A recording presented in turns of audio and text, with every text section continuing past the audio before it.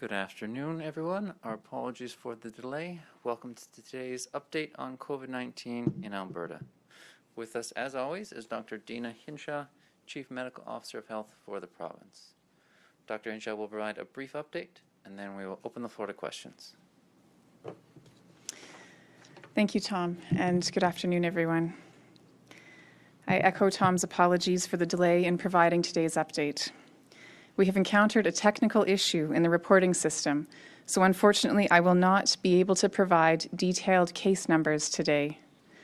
This has not impacted our ability to identify and follow up on new cases.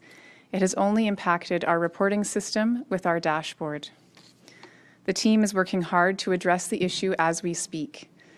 I have committed to give Albertans the most transparent and accurate information available at any given time. As part of our usual quality assurance process, the team discovered some internal discrepancies that I felt needed to be addressed so that I could feel comfortable we were presenting data that was as accurate as possible. Tomorrow, we will provide a detailed update for both days. While I don't have detailed case numbers today, I can tell you that about 800 new cases have been identified in the last 24 hours. Currently, 9 hospitals across the province have outbreaks, including a new outbreak declared yesterday at the Chinook Regional Hospital. AHS is working hard to limit the spread and safely manage all outbreaks to protect residents and staff. It is important to remember that hospitals are still safe.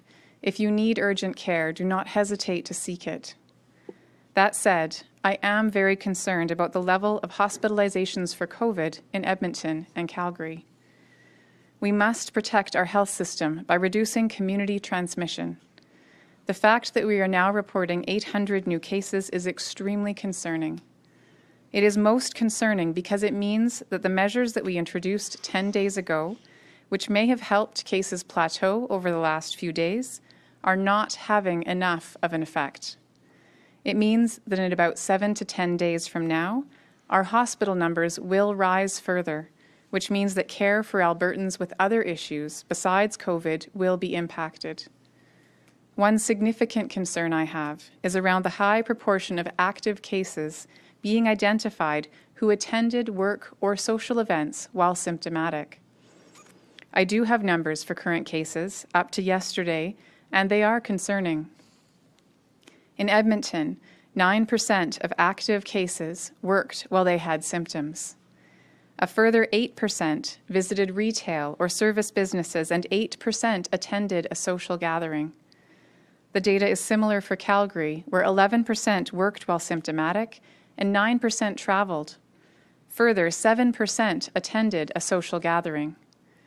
With more than 2,500 active cases in each city as of yesterday, we are talking about at least 500 people who did not stay home while symptomatic. This is significant. I am calling on Albertans to please stop all activities if you have any symptoms. By leaving your home for any reason other than getting tested or seeking health care, you are putting others at risk and potentially spreading the virus so that one case can lead to many. I know that it is inconvenient and disappointing, and I know that it can create tough choices for some. But it is essential, and I also repeat my request that employers recognize this importance and support their staff to do this wherever possible. It has now been 10 days since we announced new public health measures in Calgary and Edmonton, including the mandatory 15-person limit on social gatherings. I have had many people ask me why we're focusing on social gatherings. The answer is because it is a problem that is driving COVID spread in our communities. By far, the #1 driver of new cases we are seeing is exposure in households and private gatherings. Currently, about 40% of the active cases in Calgary and Edmonton as of yesterday were exposed either in their household or at a private gathering. If we could reduce cases in this area alone, then we would be quickly able to bend the curve back down. The other big area that is concerning is that many of our cases have unknown exposures. In some cases, this is just because the public health investigation has not yet been completed, but in others there is truly no known source. This is another problem that can only be solved if we work together. By reducing the wait times for booking a test, shortening the wait for test results, and hiring more contact tracers, we will shorten the gap between when a person is exposed and when a contact tracer is able to talk to cases, identify their close contacts, and break the chain of transmission.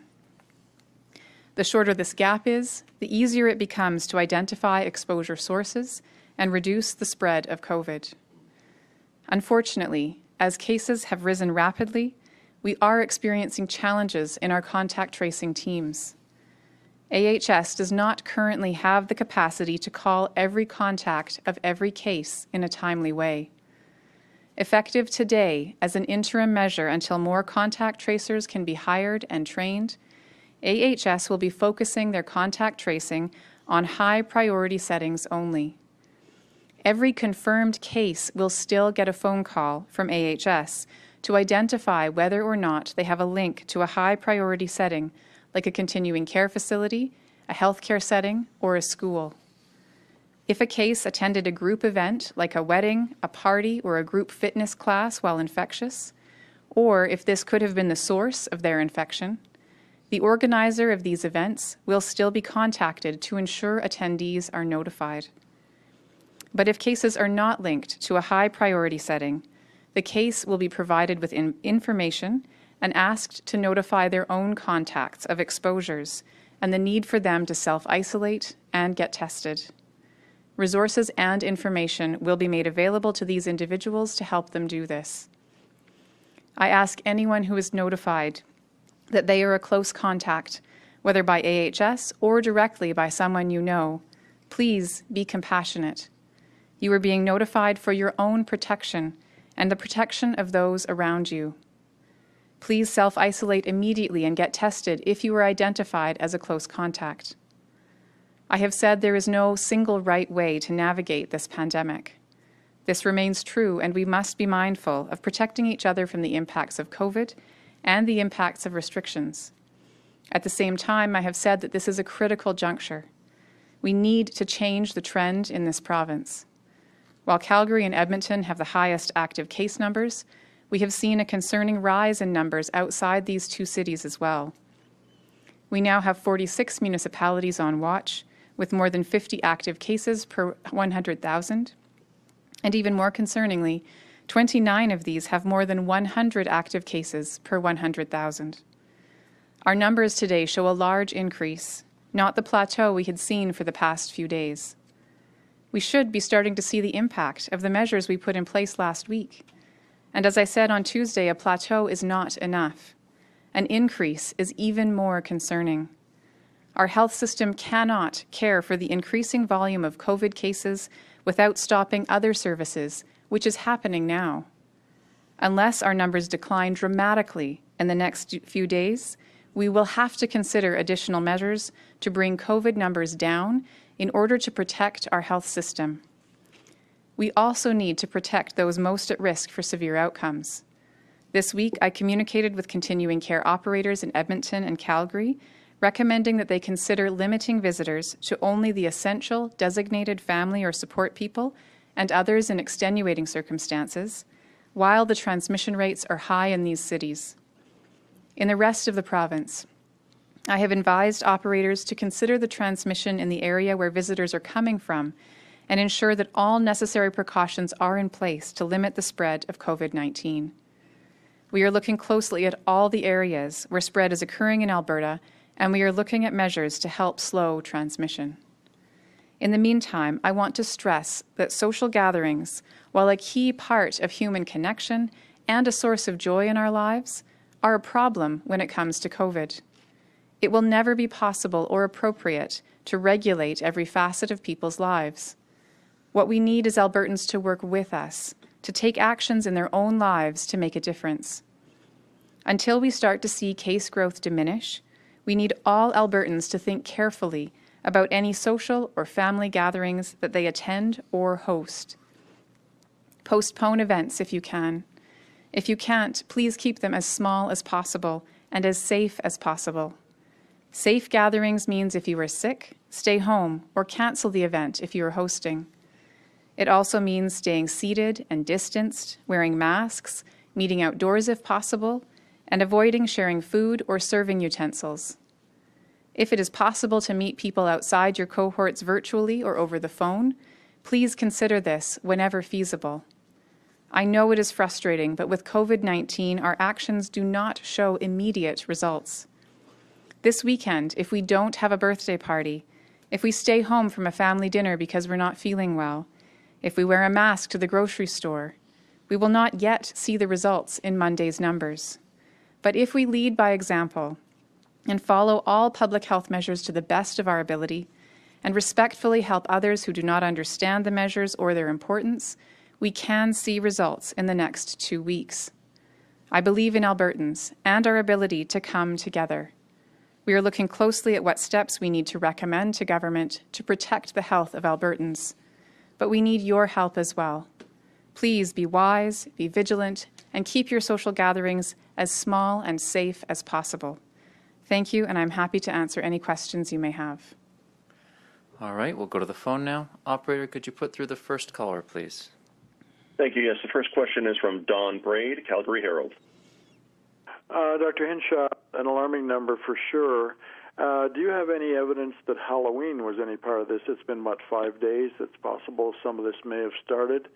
And this has been a very unusual day with not seeing any other numbers, and I'm just wondering how you're feeling personally about the urgency of this situation. It's felt a little strange to a lot of us who watch this all day long. So could you tell us about Halloween and how you feel about where this has gotten to? Absolutely, and I'll tell you that one of my big concerns is actually that I don't think that Halloween is yet driving these numbers, because we know that most cases that occur after an exposure happen between about 5 and 8 days after that exposure. And if we consider that people might get sick and then it takes perhaps a day for them to get tested and then about a day for them to get results, these numbers that we're seeing now coming out of the lab probably aren't the biggest increase that we potentially could see from Halloween. So I am very concerned that we could see potentially higher numbers in the days ahead if those Halloween gatherings that we were strongly encouraging not to happen went ahead, and if there were infectious people there. So we will be very, very closely watching the numbers in the days to come. With respect to the strangeness of not having the data, certainly I am used to having the data, of course, at my fingertips, and this has been an odd day for me as well, because as I said, early on we identified an internal discrepancy, and so have been working with the team, and I have an amazing team who's been working all day to try to find the source of the issue and then to fix it. So what I would say is that I am confident in, again, this number that we do have about 800 cases, and that we will work to make sure that we have accurate information on all of the other parameters available tomorrow. But I am concerned. I'm concerned about this trend. It certainly does not match with what we had sincerely hoped would happen with the plateau over the last few days, and we will be watching very closely. Operator, could you put through the next question, please? Jesse Weisner, Global TV. Hi, Dr. Hinshaw. With the large spike in new cases, when will we see more restrictions and specific measures if the numbers don't go down? And at what point do we go back into lockdown? The timing of restrictions really depends on decision making. So we are having discussions about what measures would be appropriate given this concerning number of new cases in a single day. And depending on the outcomes of those discussions, again, the timing of when we might see new measures it really depends on how these discussions go over the next few days. The question about whether or not we would go back into lockdown, again, the answer is that it lies, as it always has, in our hands as Albertans and the everyday measures that we take. And I know that the measures are not easy, and I know that we are all tired. However, the question about how many restrictions need to be put in place is entirely up to us. If we're able to bend this curve collectively with fewer restrictions, we will not need to go into anything like what we had in the spring. But of course, we need to be able to bend this curve down so our healthcare system is not overwhelmed. And so we will be considering measures appropriate to where our transmission is and to where our numbers are. Operator, could you put through the next question, please? James Keller, Globe and Mail. Hi there, Dr. Hinshaw. I'm wondering why we're not talking about those new restrictions today. I mean, we've seen for months and weeks this reliance on, personal responsibility and voluntary guidelines. It seems what you're describing that those aren't working. So why are we, as of today, still continuing on that road and not instead looking at other options? What we saw when we put the measures in place, first of all, the measures that were put in place in in Edmonton and surrounding area in early October, and then 10 days ago, the additional measures in Edmonton plus the measures in Calgary, we did see an impact with respect to slowing the growth rate. And again, we want to make sure that Albertans have every opportunity to work with minimal restrictions before putting in place additional ones. Clearly, again, with the numbers that we're seeing today, we have not had the effect that we need to have. And again, the question of timing really is about wanting to be sure that the measures that we're putting in place are balancing, again, the COVID impacts and the impacts of restrictions. But again, clearly we do have concerning trends, and we are needing to consider recommendations for new measures that the government can consider. Operator, could you put through the next question, please? Tom Ralston, Global News. Hi, Dr. Hinshaw. Thanks for taking my question. In the Lethbridge area, we, like much of the province, continue to see a steady stream of new cases and outbreaks. Just today, we learned of an outbreak at the hospital here. We've also learned a junior hockey team in nearby Coaldale is isolating. You said a couple of weeks ago the majority of cases here are coming from a known source. Is that still the case, or has the dynamic in this region changed? I did ask my team to look into not just Lethbridge, but looking into other larger centres because we are seeing some increasing cases, not just in Lethbridge, but in other areas across the province. Unfortunately, because the team has been very focused on some of the data issues today, I don't have that breakdown. I know I have been speaking to my local medical officer of health colleague in Lethbridge to make sure that if there's any additional supports that are needed, that she knows she has my full backing. And to date, again, the local public health teams have indicated to me that they feel that the measures that they have in place working with the city are adequate. So certainly when we do have our data back up, that is one of the things that I'm interested in knowing is whether that's still the case, whether Lethbridge still does have the majority of cases coming from known sources and the ability to stop transmission. But again, unfortunately, I don't have that information at my fingertips today. Operator, could you put through the next caller, please? Anna Juncker, Edmonton Journal. Hi, Dr. Hinshaw. The last few days where we did receive numbers, the number of tests have dropped. Yesterday there was just over 7,400. So I was wondering why, or if you know why, the testing numbers have been so low. The testing numbers that were released yesterday, unfortunately, some of the data issues we've been seeing over the last 2 days, the data delay that we had yesterday resulted in the case count being accurate, but unfortunately there was a discrepancy between the total number of tests and the number that was reflected in yesterday's numbers. It was actually about 11,000 tests that were done yesterday. Today the numbers are about 14,000. So the numbers, I think there was a bit of a drop around Sunday or Monday, but the numbers other than 1 or 2 days have been above 10 or 11,000 as they have been for a while. So again, yesterday's number was unfortunately a discrepancy that will be corrected when we post the updated numbers tomorrow.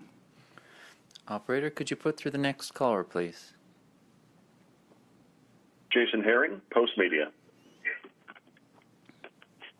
Good afternoon, Dr. Hinshaw. I do understand that there have been data issues and database maintenance, but I mean, despite this surge in cases, we haven't had data on weekends for months. We didn't get any data this Monday. We got some yesterday, hours late, and we're only getting the bare minimum today. I'm just wondering how the province can justify this. This has not been a good week, and unfortunately, as you say, there have been a few different things that are completely unrelated that unfortunately have come together in the same week. So the system upgrade that happened on the weekend was a completely different system than the one that's currently causing us issues that caused the late reporting yesterday and the challenges today. And in terms of the justification, again, all I can say is that our data teams have been working incredibly hard. They've been starting work early, working late. They've been working like this for many months. And unfortunately, we have had these two major data issues in the same week.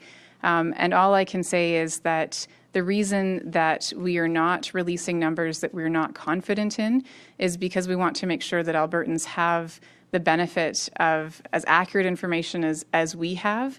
And while I know that it's frustrating to not have that detailed information today, it has taken the full day to try to understand all of the different challenges that contributed to this discrepancy in numbers, and it will take many hours yet to be able to fix that and to run the updated reports. So I apologize. I am sorry. I know that Albertans rely on this data, as do I. This is not anything that our teams have done wrong. This is something that happens just like a car occasionally breaks down. Sometimes our data systems have hiccups and we need to investigate and then fix them. And again, as I say, our teams are feeling confident that tomorrow they will have these glitches fixed and updated, and we will have accurate data tomorrow. Operator, could you put through the next caller, please? Shannon Scott, CBC. Oh, hi, Dr. Hinshaw. I'm just wondering about the decision-making process around putting in possible restrictions. You've often talked about the percentage of cases that come from things like restaurants and today social gatherings and at home. So I'm wondering, when you add up all those percentages, eventually we're talking about a whole lot of numbers. So what goes into looking at those numbers and deciding how to best put in a restriction and what restriction might work best? When we're considering what measures to put in place, we, of course, look at our current numbers, our active cases, and look at what patterns we can see where we know the transmission source. One of the things that we consider is the fact that particular types of transmission, such as social gatherings, can be events where people from many different networks come together. And so transmission at a social gathering can have a bigger impact overall than, for example, transmission within a household. So if, for example, you have an individual who attends a party, they may be feeling well and not know that they're incubating, and they may be infectious. And maybe they pass to 8 other people at that party, but each of those 8 then goes off into a different workplace, into a different household, and that transmission from that single party can have a very large impact on the surrounding community. So when we're looking at the places where we want to limit the spread, we're looking again at where most of the spread is happening.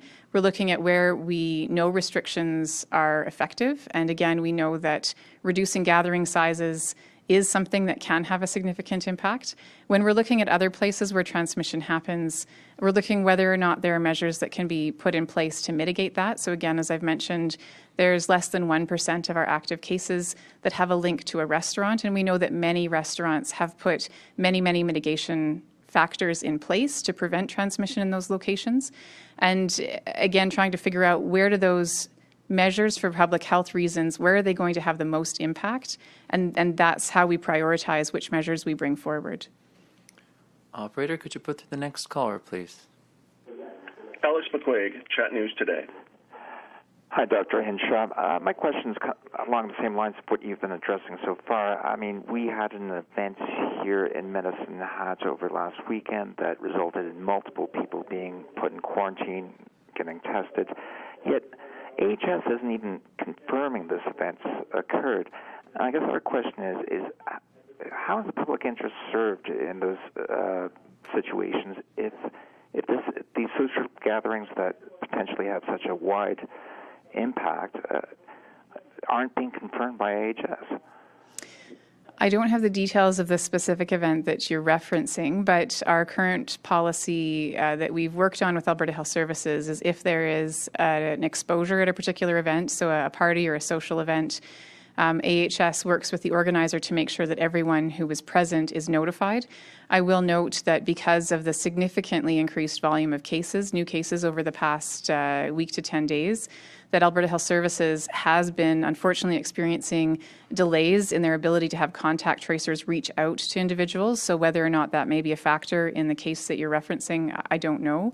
But that is one of the reasons that they are making this change effective today, to focus on those higher priority settings, to focus on gatherings, to try to get people notified as quickly as possible. And then with respect to public reporting, if there is a location where there's been widespread exposure and we don't have a list of all the people who were there, in that case we would certainly consider publicly posting an event or a location if we felt that there was risk to the public for those who had been there. If that's not the case, then we don't necessarily make that information public if we are able to contact directly all the people who attended an event. But we do have a process by which we have outbreaks listed publicly on Tuesdays and Fridays. We update the outbreak list on our website. If it is a private event, we do not identify an address or a name because of patient confidentiality issues.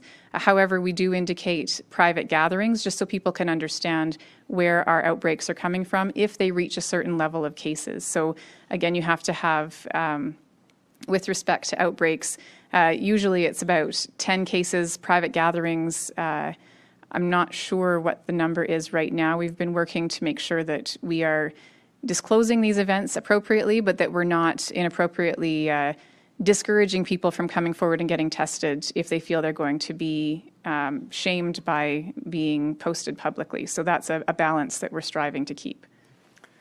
All right, we've got time for 3 more questions. Operator, could you put through the next one, please? Julia Wong, Global News. Hi, Dr. Hinshaw. Social gatherings have been touted as one of the primary sources of spread, but our rules for gathering and cohorting are still pretty liberal. Other jurisdictions have moved to smaller gathering sizes than 15, and Edmontonians and Calgarians can still have 3 cohorts. Will Alberta move to smaller gatherings and fewer cohorts per person? And also, contact tracing has been also touted as a pillar in this province to try and get this virus under control. Are there concerns that contact tracing is going to break down completely if individuals who aren't at events or in those high priority settings are responsible now for contacting their own close contacts? We are looking at multiple options for measures, and so whether or not those numbers change or whether other measures are put in place, again, hasn't been decided. When we look, for example, at BC's measures where they say you can't have more than 6 people outside your household over to your house for a gathering, and our limit for a social gathering is 15 people total. Again, that could be actually a relatively similar number depending on how many people live in your household. And so rather than having that depend on household size, we've again limited to that maximum number of 15. But of course, what we encourage all Albertans to do, especially right now, is to think about the number of people they're in close contact with every day, make that as small as possible. And the number of different networks that intersect, make that as small as possible. And these rules that we have are guidelines, but Albertans can certainly go above and beyond. With respect to the contact tracing piece, of course, we are working with AHS to support them to hire and train contact tracers as quickly as possible. And this is a temporary measure for the time period where we do not have enough resources to call every single contact. However, the importance of making sure that cases notify their own contacts will be stressed to them when they have that phone call from the Alberta Health Services public health professional, and resources will be made available to them to make those notifications. And we really are relying on Albertans to partner with us at this time to bring our numbers down. Operator, could you put through the next caller, please? Yes, Lauren Pullen, Global Calgary. Hi, Dr. Hinshaw. With seeing community case numbers so high, we obviously want to have a focus on our hospitals being able to do everything that they can to help those patients at this time. And as you mentioned, most of our major hospitals throughout Alberta do have outbreaks going on right now. I did speak with a doctor who has said there is a failure in the system that is allowing COVID outbreaks to spread within hospitals, that there hasn't been any policy change since COVID-19 started. We still don't know how it's being transmitted within the hospital, ward to ward, or to those healthcare workers. Are there any new policies being looked at, or what will be implemented in hospitals to try and mitigate this? And when can healthcare officials or even management receive details of the Misericordia outbreak to possibly look at policy changes? Is there a timeline? We're working with Alberta Health Services on the Misericordia outbreak report and other outbreak reports. I don't have a timeline at this point, but what I do know is that there have been policy changes following some of the significant outbreaks that have happened in acute care, and some of those include things like how patients with dementia are supported, making sure that individuals with dementia, where we've seen that that can be a significant source of spread if they are wandering or if they're not supported to be able to stay in one place. And so that's one change that's been made. We've seen, for example, multi-bed rooms as a significant challenge where you have multiple patients in the same room. And Alberta Health Services is working very hard to limit the number of multi-bed rooms that are used to full capacity because of that challenge. And so there are certain specific things that are being done. However, I understand that people do want to see a list of those, and we will continue working with Alberta Health Services to get that made available as soon as possible. Operator, could you put through the final question, please? Thank you. Yes, the final question is from Carrie Tate, Globe and Mail. Hi, Dr. Hinshaw. When you introduced the voluntary guidelines in Edmonton, you had said it was to give people a chance to basically turn this car around. And then when that didn't work, you introduced the 15 social gathering cap in Edmonton and Calgary, and that hasn't worked. I'm wondering if you have made recommendations to government that have been rejected. We are in discussions right now with respect to measures given our current trends, and again, the importance of making sure that we are balancing the harms of COVID and the harms of restrictions has been present in all of our discussions, given, of course, the fact that our current numbers are indicating that the measures that we've put in place to date have not been as successful as they need to be.